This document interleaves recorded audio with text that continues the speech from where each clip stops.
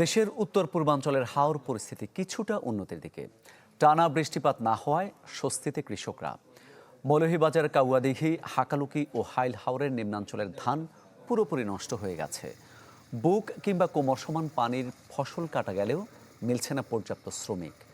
নেত্রকোনায় ধান শুকাতে না পারায় বিক্রি করতে বেগ পেতে হচ্ছে কৃষকদের। ভেজা থাকার কারণে মন প্রতি মিলছে মাত্র 600 থেকে 700 টাকা, যা সরকার ঘোষিত মূল্যের অর্ধেক। আবার আর্দ্রতার অজুহাতে সরকারি গুদামও নিচ্ছে না ধান। রোদ থাকায় ব্রাহ্মণবাড়িয়া, সুনামগঞ্জেও ধান শুকাতে ব্যস্ত সময় পার করছেন কৃষকরা। 100%-এর মধ্যে আমরা 30% মানে আনছি আর কি, 70% আপনার পানির নিচে পড়ে রয়েছে। তখন যাও কষ্ট করে নিয়ে যদি বাচ্চা কাচ্চা রিজক নিতে পারি, যাও রোদ দিয়ে যদি তুলতে পারবো আরামে। এলো 3 হাঁটা খেতে দান আনছি রোদ্দা উঠবি আর আনন্দ যায় না, বেসনও লাতে যায় না, বেটা মাইসেও লাতে নেয় না। ক্ষতিগ্রস্ত হওয়ার পরে মনে হয় ধান যে ডাইতেছে মিলারের কাছে আমরা ধান বিক্রি করতে পারতেছি না, মিলারায় ধান নিতেছে না, ধর দাম কম কয়। দুর্দান্ত সব ফিচার নিয়ে এলো ক্যাপ্টেন ভিক্টর বাইক। এতে রয়েছে শক্তিশালী রিচার্জেবল ব্যাটারি, ব্লুটুথ এবং exciting music. Captain Victor bike, আনন্দে বাড়ুক শৈশব। দর্শক, হাওর পরিস্থিতির আরও খবর জানাতে চাই আপনাদের। মৌলভীবাজার, ব্রাহ্মণবাড়িয়া এবং হবিগঞ্জ থেকে যুক্ত হচ্ছেন আমাদের সহকর্মীরা। শুরুতে যেতে চাই মৌলভীবাজারের সহকর্মী আব্দুর রবের কাছে। আব্দুর রব, আবহাওয়া পরিস্থিতি কিছুটা ভালো, এই ক্ষেত্রে কি কিছুটা হলেও ধান ঘরে তুলতে পারছেন কৃষকরা? জি মামুন, আপনি যেমনটা বলছিলেন, আসলে মৌলভীবাজারের যে হাওড় অঞ্চলের যে চিত্র, যদি বৃষ্টিপাত না হয় এবং রোদ অব্যাহত থাকে, তাহলে হয়তো হাওরের যে কৃষকের যে দুঃখ অনেকটা লাঘব হবে। যে ধানগুলো তারা তুলতে পেরেছিলেন, যদিও ইতিমধ্যে পচে গেছে, সেগুলো তারা কিছুটা হলে শুকাতে পারবেন। শুকিয়ে তারা হচ্ছে যে অন্তত 1 থেকে 2 মাস তারা চলতে পারবেন। কিন্তু মূল সংকটটা শুরু হবে 1 থেকে 2 মাস পরে। তাদের এই 1 থেকে 2 মাস তাদের খাদ্যের যোগানটা তৈরি হবে, কিন্তু এরপরে তাদের এক ধরনের সংগ্রাম বা যুদ্ধ শুরু হবে। এর পাশাপাশি যদি বলি, মৌলভীবাজারে যে ক্ষতিগ্রস্ত কৃষক প্রায় 25 হাজার নির্ধারণ করেছে কৃষি বিভাগ, এবং প্রায় 4200 হেক্টর ফসল নিমজ্জিত হয়েছে। কিন্তু এই কৃষি বিভাগের যে তথ্যটি, সেই তথ্যটি আসলে অনেকটা মানে প্রশ্নবিদ্ধ এই প্রশ্নগুলো, যার কারণে আসলে বিভিন্ন ধরনের প্রশ্ন সৃষ্টি হচ্ছে। আমরা একটু হাওড় রক্ষা আন্দোলনের একজন নেতা আছেন আমাদের সাথে, একটু যদি কথা বলতে চাই ওনার সাথে, যে আসলে বাস্তব চিত্রটা আসলে কি। আমরা মৌলভীবাজার যে হাওরগুলা রয়েছে, হাওরগুলার যে ক্ষতির পূরণ কৃষি অধিদপ্তর যে তথ্য দিচ্ছে 4000 হেক্টর, কিন্তু বাস্তবে হচ্ছে প্রায় 15 থেকে 16,000 হেক্টর ক্ষতিগ্রস্ত। পাশাপাশি বর্তমানে যে কৃষকের যে ক্ষতিগ্রস্ত তালিকা নেওয়া হচ্ছে, সেটাও সঠিকভাবে নেওয়া হচ্ছে না। তা আমরা যে দাবিগুলো জানাচ্ছি, প্রকৃত ক্ষতিগ্রস্তদেরকে তালিকা নেওয়া হোক, আর এবং প্রকৃত হাওরের যে ক্ষতি হয়েছে, ক্ষতিটা জনসম্মুখে তুলে ধরা হোক, সেই দাবি আমরা জানাচ্ছি। জি ধন্যবাদ। আমরা আসলে শুনছিলাম যে হাওর রক্ষা আন্দোলন নিয়ে যারা আসলে কাজ করেন তাদের অবস্থা, এবং হাওরের চিত্রটা যদি একটু দেখাই, যে আসলে একদম শেষ সময়ে পচা ধানগুলো হাওরের যারা কৃষক রয়েছে তারা একদম শুকানোর একদম চেষ্টা করছেন, এবং খড়গুলো তারা শুকানোর চেষ্টা করছেন।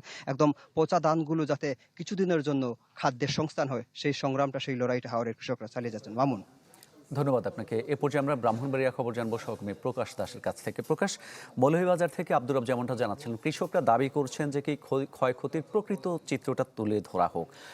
সরকারিভাবে কি ক্ষয়ক্ষতি নিরূপণ করা হচ্ছে কিনা, সেই কার্যক্রম চালমান আছে কিনা, সেটা একটু জানাবেন। আর জানাতে চাই যে সরকার যে ধানের দর দিচ্ছে, এই দর কৃষকরা পাচ্ছেন কিনা।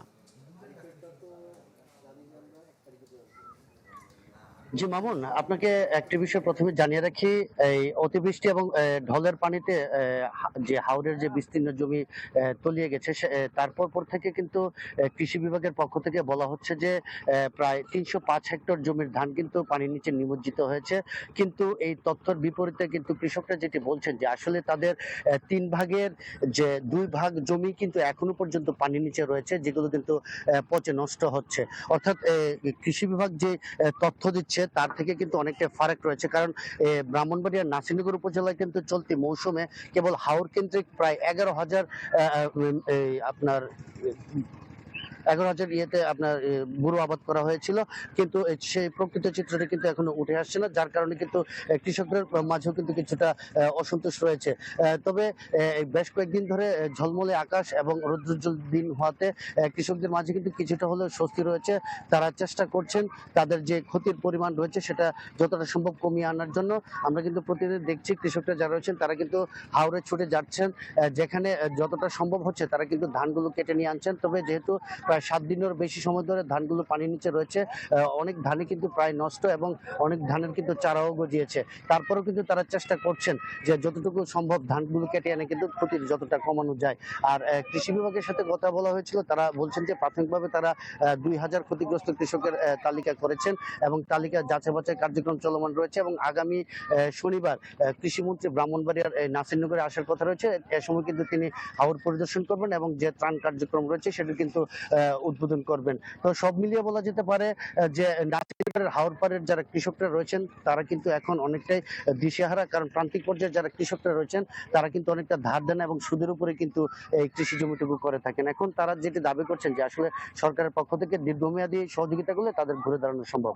মামুন, ধন্যবাদ আপনাকে। এ পর্যায়ে আমরা হবিগঞ্জের খবর জানতে চাই সহকর্মী রাসেল চৌধুরীর কাছ থেকে। রাসেল, কৃষকরা তো লড়ছে না, আসলে শেষ মুহূর্তে এসে আসলে আর কি ধরনের প্রতিবন্ধকতার মুখে পড়তে হচ্ছে তাদের? মামুন, আজ কিন্তু সারাদিনই রুদ্রজ আবহাওয়া ছিল, এর ফলে কিন্তু কৃষকরা ধান কাটা, মাড়াই এবং শুকানোর কাজে ব্যস্ত ছিলেন। তবে হবিগঞ্জে যে বিষয় হচ্ছে যে যেখানে ধান শুকানোর কথা খোলাগুলো কিন্তু বেশিরভাগই কিন্তু পানিতে তলিয়ে গেছে। এর ফলে কিন্তু কৃষকরা রাস্তার মধ্যেই, বিশেষ করে হবিগঞ্জ বানিয়াচং রোড, আজমিরিগঞ্জ রোড, বিভিন্ন রাস্তার মধ্যে কিন্তু তারা এগুলো ধান শুকাচ্ছেন এবং বেশ কয়েকদিনে কিন্তু ধানের বৃষ্টি হওয়ার কারণে বেশ ক্ষতিগ্রস্ত হয়েছিল ধান এবং এই রুদ্রজল আবহাওয়ার কারণে কিন্তু আসলে তারা ধান শুকাতে দিচ্ছেন এমন অনেক ধানই কিন্তু নষ্ট হয়েছে। তবে তারা শেষ পর্যন্ত চেষ্টা করে যাচ্ছেন যে তাদের ধানগুলো যেন নষ্ট হাত থেকে বাঁচাতে পারেন। এদিকে কৃষি অফিস যেটি জানিয়েছে যে হবিগঞ্জে প্রায় 23,000 কৃষকের তালিকা করা হয়েছে যারা ক্ষতিগ্রস্ত হয়েছেন এবং প্রত্যেকেই কিন্তু প্রণোদনা আওতায় নিয়ে আসা হচ্ছে। 3 ক্যাটাগরিতে হবিগঞ্জে প্রণোদনা দেওয়া হবে। একটা 7,000 টাকা এবং 20 কেজি চাল, 5,000 টাকা এবং 20 কেজি চাল এবং 3,000 টাকা এবং 20 কেজি চাল দেওয়া হচ্ছে।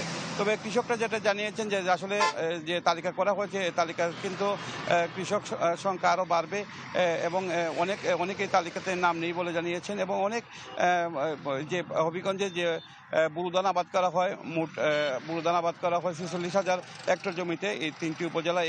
এখন তারা ক্ষতিগ্রস্ত দেখিয়েছেন 12,000। কৃষকরা বলছেন 12,000 হেক্টর নয়, আরও বেশি এখানে ধান নষ্ট হয়েছে এবং গত 8 থেকে 10 দিন ধরে পানির নিচে ধান থাকার ফলে কিন্তু আসলে ধানগুলো পচে যাচ্ছে। সর্বোপরি তারা মনে করছেন যে অনেক বেশি ক্ষয়ক্ষতি হয়েছে।